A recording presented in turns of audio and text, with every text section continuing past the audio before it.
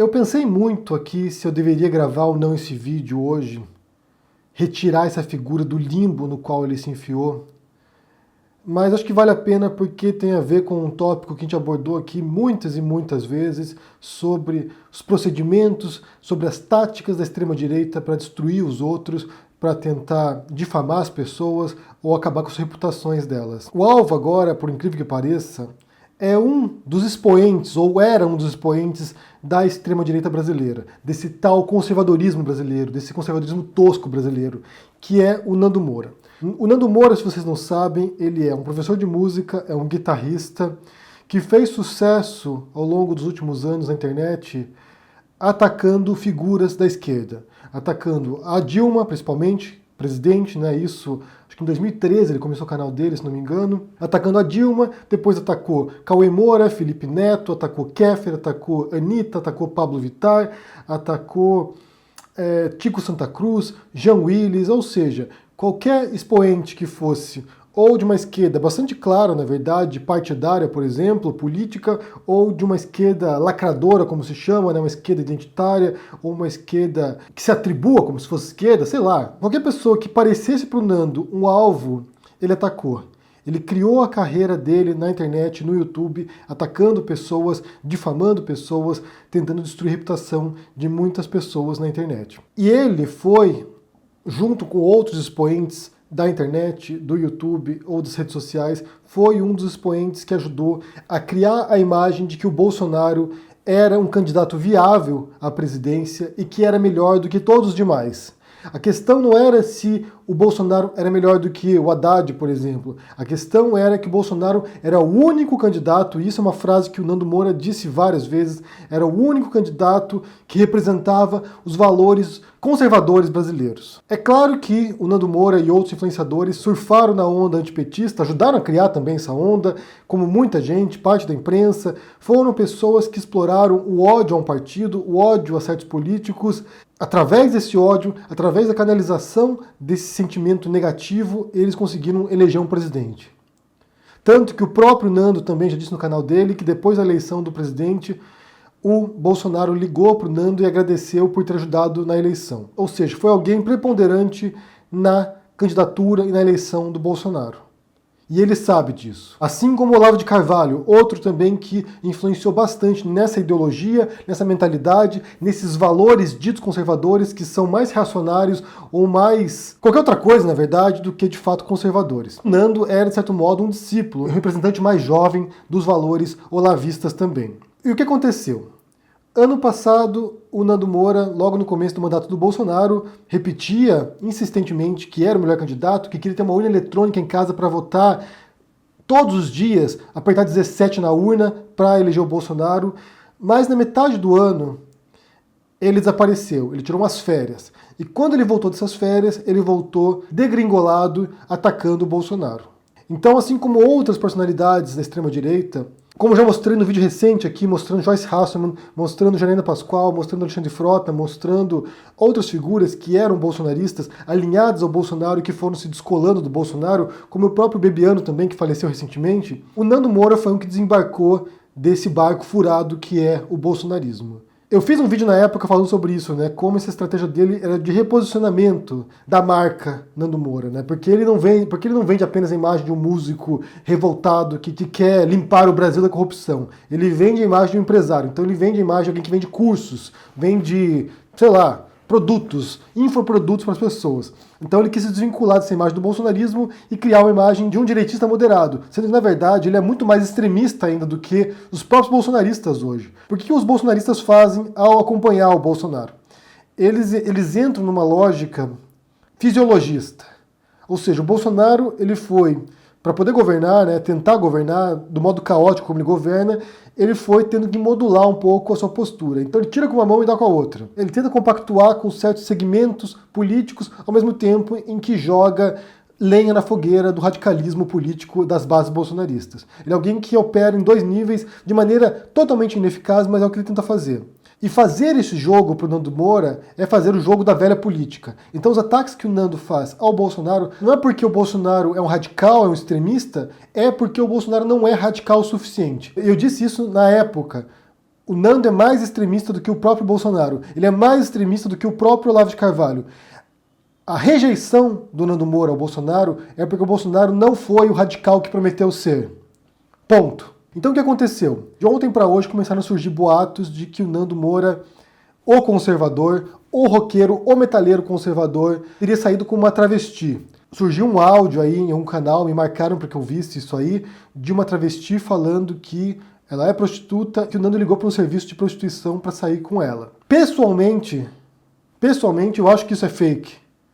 Não me surpreenderia se esses conservadores fossem esses falsos moralistas hipócritas e fizessem esse tipo de coisa. Como a gente sabe que muitos conservadores, cidadãos de bem, que são em defesa da família brasileira, muitas vezes têm uma amante fora de casa, ou vai no puteiro, ou sei lá, né? Tem filho fora do casamento, ou seja, tem muita gente que é só gogó, né? Hipocrisia pura. Então não me surpreenderia se fizesse isso. Mas a impressão que eu tenho é que é fake esse áudio. Que fizeram isso para armar contra o Nando. Por quê? Porque o Nando tem criticado o Bolsonaro. Assim como outras figuras como Felipe Moura Brasil, por exemplo, ou como Danilo Gentili, ou como outros que estão criticando o Bolsonaro, o Nando se tornou uma voz de oposição, entre aspas, ao Bolsonaro. De oposição mais à extrema-direita. Pro Nando, o Bolsonaro é um traidor. Ele traiu os valores da extrema-direita. Ele é alguém que se vendeu para o sistema. Só que aqui está o ponto, que é o ponto do vídeo, na verdade. O que essas pessoas estão fazendo contra o Nando, de criar uma narrativa falsa ou não sei, não posso dizer, não posso afirmar, não conheço também o Nando, eu sei o que ele faz na vida privada dele, criar uma narrativa em torno disso agora, de que o Nando sairia com travestis, isso tem um intuito bastante objetivo. Na verdade, acaba sendo um subtipo da falácia de hominem, na argumentação lógica, que se chama envenenando o poço. Ao associar a imagem do Nando, conservador, a um travesti, o que eles fazem é contaminar o poço. Desse modo, tudo que o Nando disser contra o Bolsonaro, contra esses fanáticos bolsonaristas, tudo que ele falar, por exemplo, contra o Bernardo Kister, ou contra o Alan dos Santos, ou contra essas figuras no governo, tudo que ele disser já estará contaminado, porque afinal de contas, o Nando sai com travestis. Você associa, você cola uma coisa na outra. E esse é um recurso muito utilizado pela extrema-direita brasileira e fora também. O Trump fez isso associando a Hillary Clinton com crimes, o Bolsonaro fez isso associando o PT com crimes. Você tem estratégias recorrentes que eles utilizam. O Olavo de Carvalho faz sempre isso. O Olavo de Carvalho, a base do ataque do Olavo de Carvalho contra seus desafetos tem a ver com isso. Colar apelidinhos escrotos, apelidinhos idiotas nas pessoas e associar as pessoas com algum tipo de crime, algum tipo de ilegalidade, algum tipo de aspecto negativo que cola na pessoa. Você fica vinculado com aquilo. E o Olavo de Carvalho tem vídeos dele dizendo isso. Faça isso. Encontre uma sacanagem do sujeito, descubra uma sacanagem do sujeito e exponha. E ataque a pessoa. Não ataque as ideias da pessoa, não confronte aquilo que ela pensa, não confronte aquilo que ela defende, a postura política. Destrua a pessoa, moralmente, psicologicamente, economicamente. Isso são frases do Olavo de Carvalho. Então essa estratégia de destruição de reputações, de difamação das pessoas, ela é muito eficaz. Ela é muito eficaz porque você cola, de fato, atributos negativos, ou que parecem ser negativos, nas pessoas. O próprio Nando fazia isso. E fazia isso de maneira recorrente. Como eu disse aqui, foi alguém que cresceu através de destruição de reputação. Fez isso com o Felipe Neto, como eu disse, Cauê Moura, PC Siqueira, a Dilma, Anitta, Kéfera, com a Jujut. Ou seja, foi alguém que cresceu fazendo justamente isso que agora está sendo alvo. Está sentindo na pele agora a mesma tática que ele utilizou durante anos e anos e anos e criou uma legião de seguidores utilizando as mesmas táticas de destruição do outro, da imagem do outro. E fez comigo isso também. Ou tentou fazer, né? Vou mencionar aqui o caso, nunca mencionei isso aqui antes, mas eu vou mencionar agora esse caso. Alguns anos atrás, eu e minha esposa, aqui nesse canal, criamos um quadro chamado Abacaxi Existencial. Que era um quadro, tipo esse quadro que eu tenho de perguntas e respostas agora, só que eu fazia com a minha esposa, a gente fazia na cama, sentado, lendo perguntas que vocês mandavam. E muitas perguntas que vinham na época, o canal devia ter uns 10 mil inscritos na época, era bem pequenininho. As perguntas que a gente recebia, muitas delas eram sexuais, eram de comportamentos, eram de relacionamentos. E num dos quadros, uma pergunta que foi mandada pra gente era de uma espectadora que disse que tinha vontade de transar com garotos de programa. O que a gente recomendava pra ela? Que tipo de conselho a gente dava pra ela? E a gente fala algumas coisas lá, nem lembro o que a gente falava. Eu vou deixar pra vocês aqui no comentário fixado o link do vídeo para que vocês possam assistir e dar umas risadas, porque a ideia era ser engraçado, a ideia era ser leve, o quadro.